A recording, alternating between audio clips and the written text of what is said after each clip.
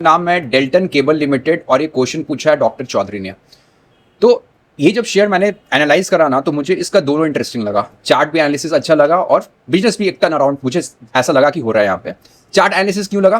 Because मेरे system में बहुत सारे इफ एंड बट्स आ रहे थे, फ्लॉज आ रहे थे, बट तब भी मैंने कुछ क्लूज निकाले जो आउट ऑफ द बॉक्स थे और फिर मैंने बोला नहीं, मुझे ये पसंद आ रहा है सेटअप।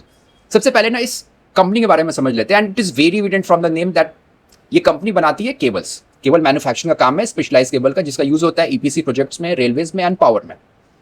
अभी आप जब इनका रिजल्ट देखोगे ना, like profit and loss for the last 3 years, specially financial 24, 25, 26, तो आपको जो रेट ऑफ पेस मिलेगा ना of the top line and PAT, वो बहुत अच्छा दिखेगा। It is very robust. Like financial 24 में जो टॉप लाइन का ग्रोथ था, it was close north of 40%, फिर फाइनेंशियल 24 में नॉर्थ ऑफ 70% और फाइनेंशियल 26 में approx 40%, which is very good because industry का जो रेट ऑफ ग्रोथ है, लाइक अप्रॉक्स के अगर आप देखो तो 10% के हिसाब से ग्रो करता है, उसे तो बहुत अच्छा है, मतलब ये कैप्चर कर रही है मार्केट। बट फिर क्या रीजन था कि अब दिसंबर 2024 से इस स्टॉक में 75% का फॉल आया। व्हाट इज द रीजन कि there was a drawdown from December 2024 of approx 74%। इसका रीजन समझते, रीजन है इसका कैश कन्वर्जन साइकिल और बहुत ही क्लोजली रिलेटेड होता है वर्किंग कैपिटल से। मैं आपको एक्सप्लेन करता हूं। So what is the cash conversion cycle? So that is inventory days plus amount receivable minus amount payable days. ठीक है, पे किसको करेंगे? क्रेडिटर को। आएगा किससे पैसा? डेटर से पैसा आएगा। ठीक है, अभी इसी चीज को जब आप डिवाइड कर दोगे रेवेन्यू से और उसमें इनटू कर दोगे 365, तो आपको मिल जाता है वर्किंग कैपिटल डेज। तो अगर आप देखो तो फाइनेंशियल 24 में इनका जो फिगर था वर्किंग कैपिटल डेज का, वो था 112 और अभी ये हो गया 51 डेज। तो पहला हमें पगमार्क मिला इन द फाइनेंशियल की जो profit and loss, EBITDA margin में इंप्रूवमेंट है, पैट में इंप्रूवमेंट है, तो वर्किंग कैपिटल डेज भी अच्छा हो रहा है। अभी वर्किंग कैपिटल डेज इंप्रूव हो रहा है, इसका अर्थ है कि कंपनी बस पैसा आ रहा है भाई, सिर्फ रेवेन्यू नहीं बुक हो रहा है। राइट, ये चीजें हो गई।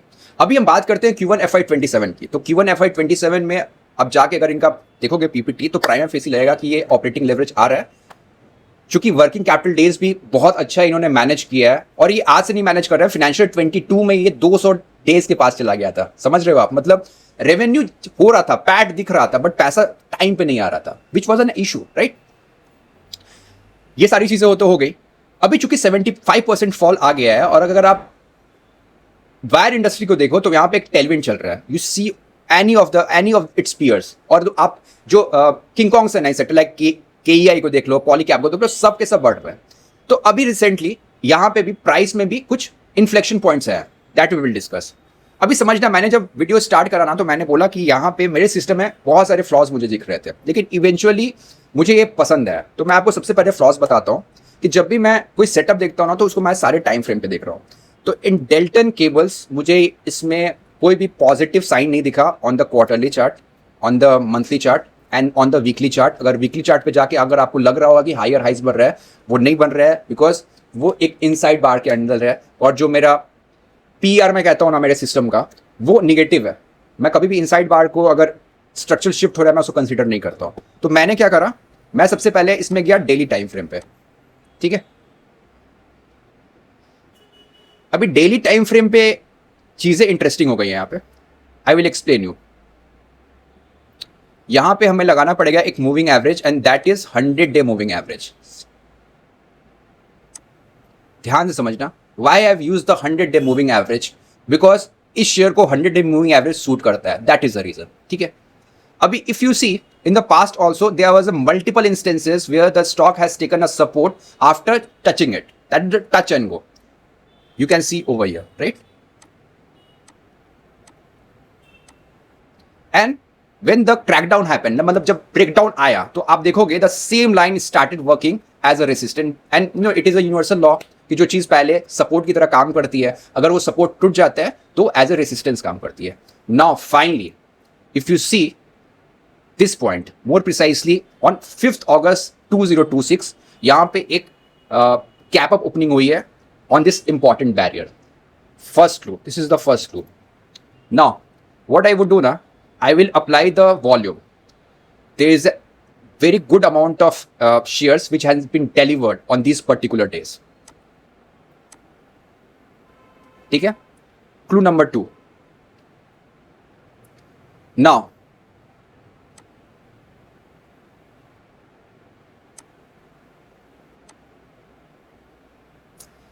मैंने यहां पे मार्क क्यों कर रहा है, because this line is a gap, and अब जब प्राइस यहां पे आएगा तो यहां पे क्या क्या हो रहा है, यहां पे एक गैप का सपोर्ट है, plus this black line which is the 100-day moving average on the daily time frame will act as a dynamic support. ठीक है, तो हमें क्या क्या मिला, हमें मिला delivery volume, a robust delivery volume, and now the price have cracked above the 100-day moving average. ठीक है, हिस्टोरिकली हमने जाके चेक किया कि ये कैसे काम करता है। ठीक है, और इसके अलावा एक इंपॉर्टेंट चीज है, and which is what, it is BB. Now what is BB, मैं सारी चीजों को पहले हटा देता हूं, फिर आपको मैं अच्छे से समझाऊंगा। ठीक है, BB is nothing but is a Bollinger band. अभी किसने बनाया है, इसको बनाया है जॉन बॉलिंजर ने। अगर आपके घर का कोई भी या कोई दोस्त जान पहचान अगर क्वांट फंड में काम करता होगा ना, क्वांट ट्रेडिंग करता होगा, तो उसको पता होगा ये क्या होता है। It is very much used, और इसमें जो प्रिंसिपल होता है ना वो डिस्पर्शन मतलब वोलेटिलिटी का यूज करते हैं। अभी ये होता क्या है, देखो यहां पे आपको दो चीजें दिख रही होंगी, एक मिडिल लाइन दिख रही है और ऊपर क्या दिख रहा है, दो बैंड्स दिख रहा है। ठीक है ना, अभी ये बैंड एक्सपैंड कर रहा है, दैट आई विल एक्सप्लेन। हम जाएंगे अभी वीकली टाइम फ्रेम पे। अभी ध्यान समझना है क्या होता है, मैंने क्या बताया, एक बीच वाली लाइन है और दो आपको बाहर से ये एनवेलप्स जैसे दिख रहे होंगे। ठीक है, ये चलते जा रहा है एक तरीके से, ये होता है स्टैंडर्ड डेविएशन। अभी इस बॉलिंजर बैंड में देयर इज अ फैसिलिटी, मतलब देयर इज अ ऑप्शन कि आप इसका स्टैंडर्ड डेविएशन चेंज कर सकते हो। मतलब स्टैंडर्ड डेविएशन 1 2 3, अभी मैं बताता हूं स्टैंडर्ड डेविएशन 1 क्या होता है। मतलब स्टैंडर्ड डेविएशन 1, अगर मैं बोलूं कि प्राइस का मतलब प्राइस का अगर 100 है, मतलब प्राइस का अगर स्टैंडर्ड डेविएशन 1 है, तो there is a 65% of the chance probability की प्राइस 100 के पास रहेगा। कितनी प्रोबेबिलिटी, 65। नाउ इफ आई से कि स्टैंडर्ड डेविएशन 2 है, तो there is a probability of 95% more precisely. अगर मैं बोलूं अगर स्टैंडर्ड डेविएशन 3 है, समझना ध्यान से, तो कितनी प्रोबेबिलिटी है, 99.7%। अभी मैं बॉलिंजर बैंड का ना सेटिंग खोलता हूं, देखो यहां पे आपको क्या दिख रहा है, 2।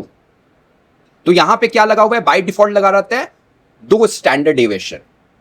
इसका अर्थ क्या है कि ये जो आपको बैंड्स दिखाई दे रही है ना, दिस होल बैंड, ठीक है, ये स्टैंडर्ड डेविएशन 2 के हिसाब से बनी हुई है। मतलब कि देयर इज ए 95% प्रोबेबिलिटी की प्राइस इसके अंदर रहेगी। मैं फिर से वर्ड यूज कर रहा हूं, there is a probability, nothing is certain in the trading. अभी मैंने क्या खोल दिया, अभी मैंने खोल दिया है weekly time frame. Now what I will do, I will go and change the standard deviation to 3। Now see, आपको दिख रहा है स्टैंडर्ड डेविएशन 3 को भी पियर्स कर दिया है प्राइस ने on the weekly time frame. समझना, अभी स्टैंडर्ड डेविएशन 3 का क्या मैंने डिस्पर्शन बताया कि इसका होता है 99.7%। मतलब कुछ चीज ऐसी हो रही है जो 99.7% टाइम, मतलब जिसकी प्रोबेबिलिटी नहीं होने की 99.7% टाइम है। मतलब there is a big abbreviation, there is a big inflection taking place in the price, right. ठीक है, तो इसको हम कहते हैं बीबी ब्लास्ट। क्या कहते हैं, बॉलिंजर बैंड ब्लास्ट। जब बॉलिंजर बैंड ब्लास्ट होता है तो उससे सबसे पहले क्या होता है, आपको यहां पे दिखेगा बॉलिंजर बैंड बड़ा है, आप देखते चलो। ठीक है, यहां पे बड़ा है, ठीक है, फिर ये धीरे धीरे नैरो होना शुरू करेगा। If you see over here, ये नैरो होना शुरू हो गया। ठीक है, अब यहां पे क्या हो रहा है, ये कर रहा है कॉन्ट्रैक्ट कर रहा है, और जब भी बॉलिंजर बैंड कॉन्ट्रैक्ट करते हैं ना, उसके बाद फटता है वो। अभी फटता किधर है, फटता किसी भी साइड है, ठीक है ना, ये नीचे भी फट सकता है, ऊपर भी फट सकता है, और इट इज वेरी एविडेंट कि ऊपर की तरफ फट रहा है। मेरे लिए चौथा क्लू। ठीक है, अभी लास्ट देखते हैं, इससे पहले देखो यहां पे फटा था, देख रहे हो आप यहां पे कितना कॉन्ट्रैक्ट कर रहा है। If you see in this region, see optically आपको क्या दिख रहा है, एकदम पतला हो गया था बैंड और उसके बाद ये फटा है। बिकॉज यहां पे क्या हुआ, और ध्यान रखो मैंने यहां का अभी सेटिंग चेंज करा है, मैंने स्टैंडर्ड डेविएशन 3 लगा दिया है।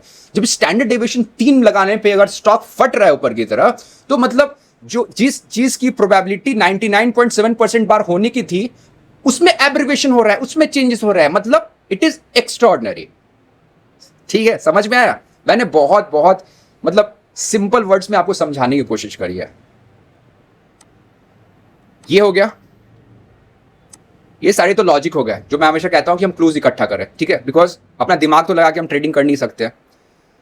और अब हम जाते हैं डेली टाइम फ्रेम पे। सो डॉक्टर साहब, what I will suggest you ना, अगर मैं आपकी प्लेस पे रहूंगा, सो मुझे अगर एंट्री लेनी है ना तो मैं चला जाऊंगा 75 मिनट के टाइम पे।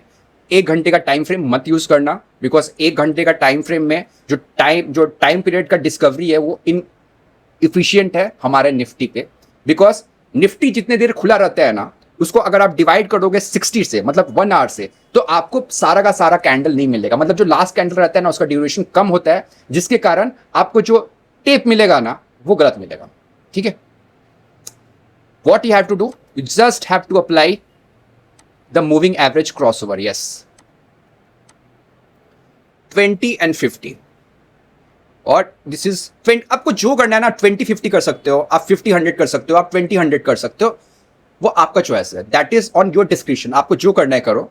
आपको बस ये करना है ना कि आपको जब प्राइस गोल्डन क्रॉसओवर बताए तब आप एंट्री कर सकते हो।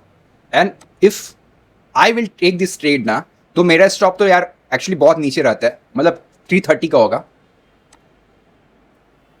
ठीक है, मेरा ऐसा रहता है भाई, क्योंकि मेरा जो टारगेट भी रहता है वो 300-400% रहता है, तो 25-30-40% का मैं लेता हूँ स्टॉप। लेकिन मैं आपको उतना लेने के लिए नहीं बोलूंगा। ये कितना होगा, 1 मिनट बता रहा हूँ।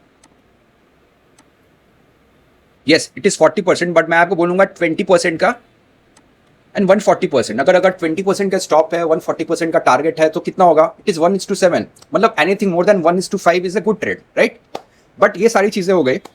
एक चीज आपको यहाँ पे ध्यान रखना पड़ेगा, ये क्या है? ये है केबल सेक्टर। तो यहाँ पे ना एक मैं आपको थ्रेड भी बता सकता हूँ और मैं यहाँ पे एक अपॉर्चुनिटी बताता हूँ, right?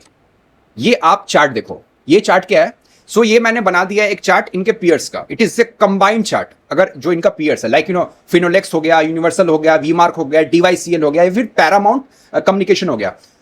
If any one want ना, आप जाके पैरामाउंट कम्युनिकेशन का भी चार्ट देखो, वहां भी टर्न अराउंड हो रहा है। ठीक है, ये सारे के सारे जो इनके पियर्स है ना, इसका चार्ट है। मैंने यहाँ पे KAI या फिर पॉलीकैप इन लोग को नहीं इंक्लूड कर रहा है, बिकॉज नीश अलग है। I can't compare HDFC bank with ESAF bank और Jana small finance bank, the same analogy. तो इंपॉर्टेंट चीज क्या है ना कि अगर आप देखो तो वो स्टॉक अपने हाई से गिरा है 75%। In the mean time these shares, more precisely इसके जो कॉम्पिटिटर हैं वो चले गए हैं 140%। ध्यान रखना, ये 5 से 6 शेयर्स का कंबाइंड है चार्ट। ठीक है, it is kind of A index for them. मैंने इसका जो जितने पियर्स है ना, उसका एक कंबाइंड इंडेक्स बनाया हुआ है। ठीक है, दिस इज द थ्रेड। अभी हुआ क्या है ना कि यहां पे चल रहा है टेलविंड। ठीक है, तो मतलब क्या? मतलब एक रेस स्टार्ट हुई। रेस सबके लिए सेम रहेगा और ये कहां पे एंड करेगा? जब हेडविंड आएगा। हेडविंड किसी भी तरीके से आता है, ओवर सप्लाई हो जाए, कैपेक्स करना लोग कम बंद कर जाए, कुछ मैक्रो का कंडीशन हो जाए। तो ऐसा नहीं है कि हमारा शेयर अगर आज भागना शुरू करेगा तो वो पूरा भागेगा। मतलब जब गिरना शुरू करेंगे तब सारे शेयर्स इस सेक्टर के तो सब तो एक साथ गिरेंगे ना। So that is a threat. Now what is an opportunity? Opportunity ये है कि शेयर का जो फ्लोट है ना वो बहुत कम है। मतलब फ्लोट मतलब इसका मेजर जो पोर्शन है ना, that is with the promoter. और मैं आपको इनडायरेक्टली बताता हूं, जिस भी प्रोमोटर का 74% रहता है ना ऑन द पेपर, उसका ऑफ द पेपर बहुत ज्यादा होता है, 8 to 9% रहता है और भी ज्यादा। वो ऑन पेपर नहीं कर सकता है, उसको दूसरे मीन से अपने XYZ के थ्रू उसके पास वो रहता है स्टेक। तो यहां पे अगर आप एक्चुअल देखोगे ना स्टेक तो बहुत कम है। सो यहां पे अगर ये शेयर में अगर आया ना डिमांड प्राइस का, तो बहुत तेजी से ऊपर की तरफ फटेगा। ठीक है, this is for today, bye, take care.